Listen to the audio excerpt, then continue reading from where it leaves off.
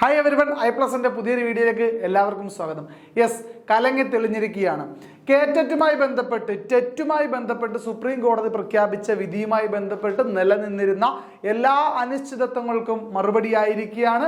അതിലൊരു ക്ലാരിഫിക്കേഷൻ വന്നിരിക്കുകയാണ്. നിലവിൽ കേറ്ററ്റ് എക്സാമിന് അപ്ലൈ ചെയ്യാനുള്ളവർ ഈ ഡയറക്ഷനുകൾ കൂടി കണക്കിലാക്കി വേണം അപ്ലൈ ചെയ്യാനെന്നുള്ള കാര്യം കൂടി ഓർമ്മിപ്പിക്കുകയാണ്. അപ്പോൾ നോക്കിക്കോളൂ, അതായത് ടെറ്റ് യോഗ്യതയുമായി സംബന്ധിച്ച് 1/9/2025 സുപ്രീം കോടതി വിധി പ്രഖ്യാപിച്ചപ്പോൾ ഒരുപാട് കൺഫ്യൂഷനുകളും ക്ലാരിറ്റി ഇല്ലായ്മയൊക്കെ ഉണ്ടായിരുന്നു. നിരവധി വീഡിയോകൾ നമുക്ക് യൂട്യൂബിലൊക്കെ ഉൾപ്പെടെ അവൈലബിൾ ആയിരുന്നു.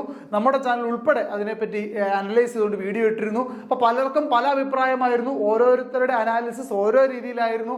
അതിലെല്ലാം ഒരു ക്ലാരിഫിക്കേഷൻ വന്നിട്ടുണ്ട്. കൃത്യമായ മാനദണ്ഡങ്ങൾ സർക്കാർ ഉത്തരവിലൂടെ അതിനൊരു ക്ലാരിറ്റി വരുത്തിയിട്ടുണ്ട്. അപ്പോൾ ആ വിവരങ്ങളെ പറ്റിയാണ് ഈ ഒരു വീഡിയോ നമ്മൾ ചർച്ച ചെയ്യുന്നത്. നമുക്ക് ജസ്റ്റ് നോക്കാം. ഓക്കെ, കേറ്ററ്റ് യോഗ്യതയുമായി ബന്ധപ്പെട്ട് പരാമർശം 17 പ്രകാരം ബഹുമാനപ്പെട്ട സുപ്രീം കോടതി പുറപ്പെടുവിച്ച വിധിന്യായത്തിന്റെ പശ്ചാത്തലത്തിൽ സർക്കാർ എയ്ഡഡ് സ്കൂളുകളിലെ അധ്യാപക നിയമനങ്ങൾക്കും സ്ഥാനക്കയറ്റത്തിനും കേറ്ററ്റ് യോഗ്യത ബാധകമാക്കുന്നത് സംബന്ധിച്ച് പരാമർശം 20 പ്രകാരം പൊതുവിദ്യാഭ്യാസ ഡയറക്ടർ സ്പഷ്ടീകരണം ആവശ്യപ്പെടുകയുണ്ടായി. സുപ്രീം കോടതി വിധിയെ സംബന്ധിച്ചുകൊണ്ട് പൊതുവിദ്യാഭ്യാസ ഡയറക്ടർ സർക്കാരിനോട് അതിനൊരു ക്ലാരിഫിക്കേഷൻ ആവശ്യപ്പെട്ടതുമായി ബന്ധപ്പെട്ടാണ്. സർക്കാർ ഈ വിഷയം വിശദമായി പരിശോധിച്ചു. ആയതിന്റെ അടിസ്ഥാനത്തിൽ ചുവടെ ചേർക്കും പ്രകാരം പുതുക്കിയ മാർഗനിർദ്ദേശങ്ങൾ പുറപ്പെടുവിക്കുന്നു. കേറ്ററ്റ് യോഗ്യതയും അല്ലെങ്കിൽ സർക്കാർ എയ്ഡഡ് സ്കൂളുകൾ അധ്യാപക നിയമനങ്ങൾക്ക് വേണ്ടിയിട്ടുള്ള പുതുക്കിയ മാനദണ്ഡങ്ങളാണ് ഇനി പറയാൻ പോകുന്നു. ശ്രദ്ധിച്ചോളുക. ഓക്കെ, ഒന്നാമത്തത്, കേറ്ററ്റ് കാറ്റഗറി 1, 2 എന്നിവയിൽ ഏതെങ്കിലും ഒന്ന് വിജയിച്ചവരെ LP UP അധ്യാപക നിയമനങ്ങൾക്ക് പരിഗണിക്കാമെന്ന വ്യവസ്ഥ നിലവിലും തുടരാവുന്നതാണ്. കേറ്ററ്റ് കാറ്റഗറി 3 യോഗ്യത നേടിയവരെ ഹൈസ്കൂൾ അധ്യാപക നിയമനങ്ങൾക്ക് മാത്രം പരിഗണിച്ചാൽ മതിയാകും. അപ്പോൾ നോക്കിയേ, കേറ്ററ്റ് കാറ്റഗറി 1, 2 എന്നിവയിൽ ഏതെങ്കിലും ഒന്ന് പാസ്സായിട്ടുണ്ടെങ്കിൽ നിങ്ങൾക്ക് UP ടെസ്റ്റിലേക്ക്, അതായത് UPST പരീക്ഷയ്ക്ക് അപ്ലൈ ചെയ്യാൻ സാധിക്കുമെന്നുള്ളതാണ്. അപ്പോൾ അതിലൊരു ക്ലാരിറ്റി ഒന്ന് പറയാം. ഓക്കെ, ഇപ്പോൾ DLED, അതായത് പണ്ടത്തെ TTC ഒക്കെ പഠിച്ചിട്ടുള്ള ആൾക്കാർക്ക് കാറ്റഗറി 1ഉം 2ഉം അപ്ലൈ ചെയ്യാൻ സാധിക്കും, എഴുതാൻ സാധിക്കും.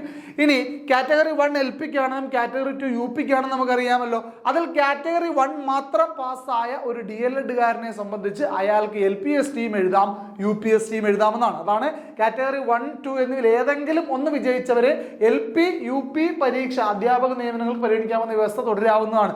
അപ്പോൾ UPSTക്ക് വേണ്ടുന്ന യോഗ്യതകളുള്ള കാറ്റഗറി 1 മാത്രം പാസ്സായ വ്യക്തിയാണെങ്കിൽ പോലും അയാൾക്ക് എന്തെഴുതാം?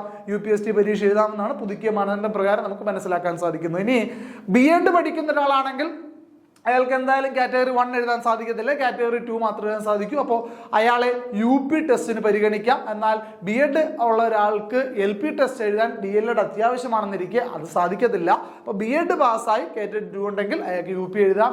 DLEDും കാറ്റഗറി 1 or 2 ഏതെങ്കിലും ഒരു കാറ്റഗറി മാത്രം ക്രാക്ക് ചെയ്തിട്ടുണ്ടെങ്കിൽ അയാൾക്ക് എന്ത് ചെയ്യാം? LPക്കും UPക്കും അപ്ലൈ ചെയ്യാം എന്നുള്ള കാര്യമാണ് ഇവിടുന്ന് ക്ലിയർ ആക്കേണ്ടത്. ഓക്കെ, കാറ്റഗറി 3 യോഗ്യത നേടിയവരെ ഹൈസ്കൂൾ അധ്യാപക നിയമനങ്ങൾക്ക് മാത്രം പരിഗണിച്ചാൽ മതിയാകും. അപ്പൊ നോക്കിയ കാറ്റഗറി 3 യോഗ്യത നേടിയവരെ ഹൈസ്കൂൾ അധ്യാപക നിയമനങ്ങൾക്ക് മാത്രം പരിഗണിച്ചാൽ മതിയാകുമെന്ന് പറഞ്ഞാൽ B.Ed ഉള്ള കാറ്റഗറി 3 ഉള്ള ആൾക്കാർക്ക് UP എഴുതാൻ സാധിക്കില്ല എന്നുള്ളതാണ്. ക്ലിയർ ആയിട്ടുണ്ട്.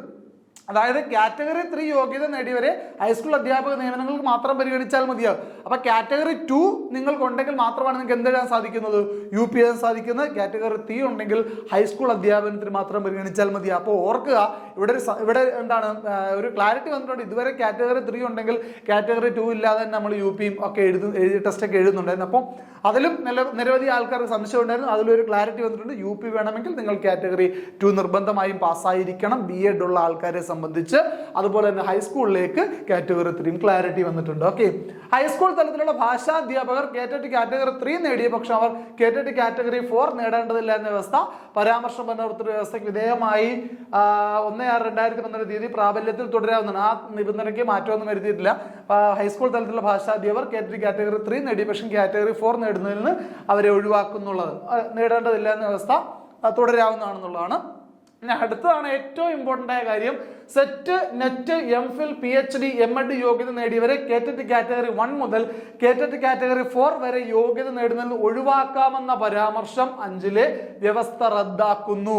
അതായത് എല്ലാ കേറ്ററ്റ് പരീക്ഷകളും നോട്ടിഫിക്കേഷൻ വരുമ്പോൾ അതിലൊരു ബോക്സ് വരച്ചു വെച്ചിട്ടുണ്ട്. ഒരു പ്രത്യേക നിർദ്ദേശങ്ങളുടെ കൂട്ടത്തിൽ set, net, MPhil, PhD, M.Ed തുടങ്ങിയ യോഗ്യതയുള്ളവരെ കേറ്ററ്റ് 1 മുതൽ 4 വരെയുള്ള യോഗ്യതാ പരീക്ഷകളിൽ പരിഗണിക്കുക, അല്ലെങ്കിൽ അവർക്ക് ആ യോഗ്യത നേടുന്നതിന്റെ ആവശ്യമില്ല എന്ന് ഒരു നിബന്ധന എല്ലാ കേറ്ററ്റ് നോട്ടിഫിക്കേഷനും സാധാരണ വരാറുണ്ട്.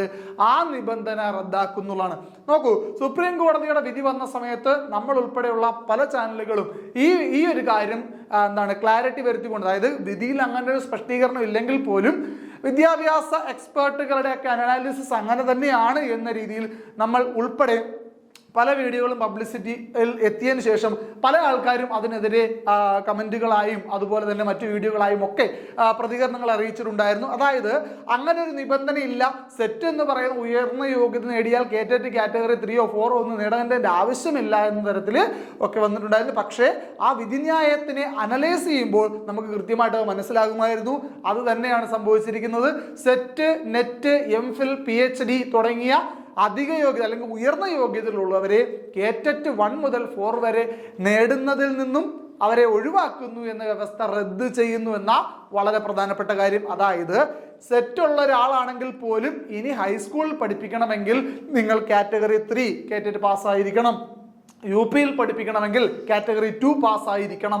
അല്ലാത്ത പക്ഷം നിങ്ങൾക്ക് ആ പരീക്ഷയ്ക്ക് അപ്ലൈ ചെയ്യാനുള്ള യോഗ്യത ഉണ്ടായിരിക്കുക ഇല്ല എന്നുള്ളത് വളരെ പ്രധാനപ്പെട്ട ഒരു ക്ലാരിഫിക്കേഷൻ കൂടി വരുന്നുണ്ട്. ഓക്കെ, അടുത്ത കേറ്ററ്റ് കാറ്റഗറി 3 യോഗ്യതകളോടുകൂടി സർവീസിൽ തുടരുന്ന ഹൈസ്കൂൾ അധ്യാപകരെ മാത്രം പ്രധാന അധ്യാപക തസ്തികയിലേക്കുള്ള സ്ഥാനക്കയറ്റ നിയമനങ്ങൾക്കും HSST ജൂനിയർ തസ്തികകളിലേക്കുമുള്ള ബൈ ട്രാൻസ്ഫർ നിയമനങ്ങൾക്കും പരിഗണിച്ചാൽ മതിയാകും. അതായത് കാറ്റഗറി 3 ക്വാളിഫിക്കേഷനുള്ള HST ഹൈസ്കൂൾ അധ്യാപകരെ മാത്രം HM പോസ്റ്റിലേക്ക് പ്രധാന അധ്യാപക പോസ്റ്റിലേക്കുള്ള സ്ഥാനക്കയറ്റ നിയമനങ്ങൾ പരിഗണിച്ചാൽ മതി. അതുപോലെ HSST സീനിയർ ജൂനിയർ പോസ്റ്റുകളിലേക്കും പരിഗണിച്ചാൽ മതി എന്നുള്ളതാണ്. കാറ്റഗറി 3 ഉള്ളവരെ മാത്രമേ പരിഗണിക്കാവുന്നതാണ്. ഓക്കെ, അടുത്ത സീറ്ററ്റ് പ്രൈമറി സ്റ്റേജ് യോഗ്യത നേടിയവരെ കേറ്ററ്റ് കാറ്റഗറി 1 നിന്നും സീറ്ററ്റ് എലമെന്ററി സ്റ്റേജ് യോഗ്യത നേടുന്നവരെ കേറ്ററ്റ് കാറ്റഗറി 2 നിന്ന് ഒഴിവാക്കാവുന്ന പൊതുനിർദ്ദേശം തുടരാവുന്നതാണ്. നേരത്തെ ഞാൻ പറഞ്ഞു കേറ്ററ്റ് നോട്ടിഫിക്കേഷൻ വരുമ്പോൾ അതിലുള്ള ഒരു ബോക്സിനകത്ത് ഈ ഒരു കാര്യം കൂടിയുണ്ട്. സീറ്ററ്റ് സെൻട്രൽ ഗവൺമെന്റ് നടത്തുന്ന ടീച്ചർ എലിജിബിലിറ്റി ടെസ്റ്റ് ആണ്. അതിന്റെ പ്രൈമറി സ്റ്റേജ് പാസ്സായവരെ കാറ്റഗറി 1 നിന്നും അതിന്റെ എലമെന്ററി സ്റ്റേജ് പാസ്സായവരെ കാറ്റഗറി 2 നിന്ന് ഒഴിവാക്കാവുന്ന ഒരു വ്യവസ്ഥ ഉണ്ടായിരുന്നു. ആ വ്യവസ്ഥ തുടരാം, അതിന് പ്രശ്നങ്ങളൊന്നുമില്ല.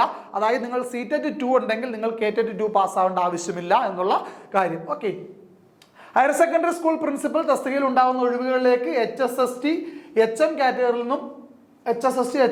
നിന്നും പ്രൊമോഷൻ നൽകുന്നതിന് നിലവിലുള്ള രീതി തന്നെ തുടരാവുന്നതാണ്. അതിൽ മറ്റു മാറ്റങ്ങളൊന്നുമില്ല. ഇപ്പം നിലവിൽ എങ്ങനെയാണോ പോകുന്നത് ആ രീതി തന്നെ തുടരാവുന്നതാണെന്നുള്ളതാണ്. HST UPST LPST തസ്തികകളിലേക്കുള്ള ബൈ ട്രാൻസ്ഫർ പ്രൊമോഷൻ അതാത് കാറ്റഗറിയിലെ കേറ്ററ്റ് യോഗ്യത നേടിയ അധ്യാപക അനധ്യാപകരെ മാത്രം പരിഗണിക്കേണ്ടതാണ്. അപ്പോൾ നിങ്ങൾ ബൈ ട്രാൻസ്ഫർ അപ്ലൈ ചെയ്യുന്നുണ്ടെങ്കിൽ നിങ്ങൾ എന്ത് ചെയ്യുക, ഏത് പോസ്റ്റിലേക്കാണോ വരാൻ ഉദ്ദേശിക്കുന്നത് അല്ലെങ്കിൽ ഉയരാൻ ഉദ്ദേശിക്കുന്നത് അതിൻ്റെ കൃത്യമായ യോഗ്യതകൾ കേറ്ററ്റ് ഉൾപ്പെടെയുള്ള യോഗ്യതകൾ നിങ്ങൾക്കുണ്ടായിരിക്കണം എന്നുള്ളതാണ്. ഓക്കെ, HST UPST LPST തസ്തികയിൽ നിന്നും HSST ജൂനിയർ HSST തസ്തികകളിലേക്കുള്ള ബൈ ട്രാൻസ്ഫർ പ്രൊമോഷന് അതാത് കാറ്റഗറിയിലെ കേറ്ററ്റ് യോഗ്യതയും HSST ജൂനിയർ HSST തസ്തികകളിലേക്കുള്ള യോഗ്യതയും നേടിയവരെ യഥാക്രമം പരിഗണിക്കേണ്ടതാണ്. നേരത്തെ പറഞ്ഞ തന്നെ, അതായത് പ്രൊമോഷൻ പോലെ ഈ UPയിലേക്ക് പഠിക്കുന്ന അധ്യാപകർ HSSTയിലേക്കൊക്കെ പോകുന്ന സമയത്ത് അവർക്ക് അതിനുള്ള യോഗ്യതയിലും അതാത് കാറ്റഗറിയിലുള്ള യോഗ്യതാ പരീക്ഷകളൊക്കെ പാസ്സായിട്ടുണ്ടാവണം എന്നുള്ളതാണ്. ഓക്കെ, ആ കാറ്റഗറി യോഗ്യത ഉണ്ടെങ്കിൽ മാത്രമാണ് പരിഗണിക്കുക എന്നുള്ളതാണ് കേട്ടോ. ഓക്കെ, HSST ജൂനിയർ തസ്തികയിലേക്കുള്ള യോഗ്യത നേടിയ ഹയർ സെക്കൻഡറി വിഭാഗത്തിലെ മിനിസ്റ്റീരിയൽ സ്റ്റാഫ്, ലാബ് അസിസ്റ്റന്റ് എന്നിവരെ ബൈ ട്രാൻസ്ഫർ പ്രൊമോഷന് നിലവിലുള്ള രീതിയിൽ തന്നെ പരിഗണിക്കേണ്ടതാണ്. അപ്പോൾ അതിനും ആ ഒരു നിബന്ധനയ്ക്കും മാറ്റമൊന്നുമില്ല. അപ്പോൾ ഇത്രയും കാര്യങ്ങളാണ് മേൽ തീരുമാനങ്ങൾ ബഹുമാനപ്പെട്ട സുപ്രീം കോടതിയിൽ സർക്കാർ ഫയൽ ചെയ്യുന്ന റിവ്യൂ ഹർജിയുടെ അന്തിമ തീരുമാനത്തിന് വിധേയമായിരിക്കും. അപ്പോൾ സർക്കാർ കൊടുത്തിരിക്കുന്ന റിവ്യൂ പെറ്റീഷനുമായി ബന്ധപ്പെട്ട് ഉള്ള കോടതി തീരുമാനിക്കുന്ന അന്തിമ വിധിയെ അനുസരിച്ചായിരിക്കും ഈ കാര്യങ്ങൾക്ക് ഒരു ഫൈനൽ തീരുമാനം ആവുക എന്നുള്ള ഒരു വ്യവസ്ഥ കൂടി പറയുന്നുണ്ട്. അതായത് ഇതിന് വലിയ മാറ്റങ്ങളൊന്നും വരാൻ സാധ്യതയില്ല. അപ്പൊ ഇത് പുതുക്കിയതെന്ന് പറയുമ്പോൾ ഇത് സുപ്രീം കോടതി തന്നെയാണ് ഇതിൻ്റെ അകത്ത് ഇടപെട്ട് ഇതിൽ ഇങ്ങനെ ഒരു സംഭവം ഉണ്ട്. അതുകൊണ്ട് വലിയ മാറ്റങ്ങളൊന്നും വരാൻ സാധ്യതയില്ലെന്ന് തന്നെയാണ് നമുക്ക് കരുതാവുന്നത്. എന്നിരുന്നാൽ പോലും ഈ കൊടുക്കുന്ന റിവ്യൂ പെറ്റീഷനുകളുടെയൊക്കെ അന്തിമ ഫലത്തിനെ അടിസ്ഥാനപ്പെടുത്തി തന്നെ ഇതിന് മാറ്റങ്ങൾ ഉണ്ടാവും എന്നുള്ളതാണ് പറയുന്നത്. ഓക്കെ, അപ്പോൾ അതിന് വിധേയമായിരിക്കും എന്നുള്ളതാണ് പറയുന്നത്. ഇൻ കേസ് എന്തെങ്കിലും മാറ്റം വന്നാൽ ഇതിൻ്റെ അകത്തും മാറ്റം ഉണ്ടാവും. എന്നാൽ നിലവിൽ കേറ്ററ്റ് അപ്ലൈ ചെയ്യാനുള്ള ഡേറ്റ് 7-ാം തീയതി വരെ എക്സ്റ്റെൻഡ് ചെയ്തിട്ടുണ്ട്. ജനുവരി മാസം 7-ാം തീയതി വരെ എക്സ്റ്റെൻഡ് ചെയ്തിട്ടുണ്ട്. ആ സമയത്ത് അപ്ലൈ ചെയ്യുന്ന ആൾക്കാർ, അതായത് ഇപ്പോൾ UPSC പരീക്ഷയ്ക്ക് എഴുതാൻ തയ്യാറെടുക്കുന്ന കേറ്ററ്റ് കാറ്റഗറി 3 മാത്രമുള്ള ഒരുപാട് ആൾക്കാർ നമ്മളോട് സംശയം ചോദിക്കുന്നുണ്ട്. കാറ്റഗറി 3 എനിക്കുണ്ട്, കാറ്റഗറി 2 എഴുതേണ്ട ആവശ്യമുണ്ടോ UPSC പരീക്ഷ എന്നുള്ളതാണ്. അപ്പോൾ നമ്മളെല്ലാം അവരോട് ഈ ഒരു ഉത്തരവ് വരുന്നതിന് മുമ്പ് തന്നെ അവരോട് പറയുന്നത്, നിങ്ങളൊരു റിസ്ക് എടുക്കണ്ട, നിങ്ങൾ ഉറപ്പായിട്ടും കാറ്റഗറി 2 കൂടി എഴുതിക്കോളൂ. ഒരു പരീക്ഷ എഴുതുന്ന വലിയ ബുദ്ധിമുട്ടുള്ള കാര്യമൊന്നും അല്ലല്ലോ. കാറ്റഗറി 2 കൂടി എഴുതി പാസ്സായാൽ വേറെ റിസ്കിന്റെ ആവശ്യമില്ലല്ലോ. ഇനിയും അടുത്തൊരു പരീക്ഷ അവർ കാത്തിരിക്കേണ്ട ആവശ്യമില്ലല്ലോ. അപ്പോൾ അപ്പോൾ എല്ലാവരും വളരെ പ്രധാനമായി ശ്രദ്ധിക്കേണ്ട ചില കാര്യങ്ങൾ ഇതിൻ്റെ അകത്തുണ്ട്. അപ്പോൾ ഇത്തരത്തിൽ ഈ പറയുന്ന കോടതി വിധിക്കൊരു വ്യക്തമായ ക്ലാരിഫിക്കേഷൻ സർക്കാരിൻ്റെ ഭാഗത്തു നിന്നും അധ്യാപക പോസ്റ്റുകളിലേക്ക്, സർക്കാർ എയ്ഡഡ് സ്കൂൾ അധ്യാപക പോസ്റ്റുകളിലേക്കുള്ള നിയമനങ്ങൾക്ക് പരിഗണിക്കേണ്ട യോഗ്യതയുമായി ബന്ധപ്പെട്ട് സർക്കാർ ഒരു സ്പഷ്ടീകരണം, ഒരു ക്ലാരിഫിക്കേഷൻ തന്നിട്ടുണ്ട്. അപ്പോൾ എല്ലാവരും ഇത് മനസ്സിലാക്കുക. Okay, thank you.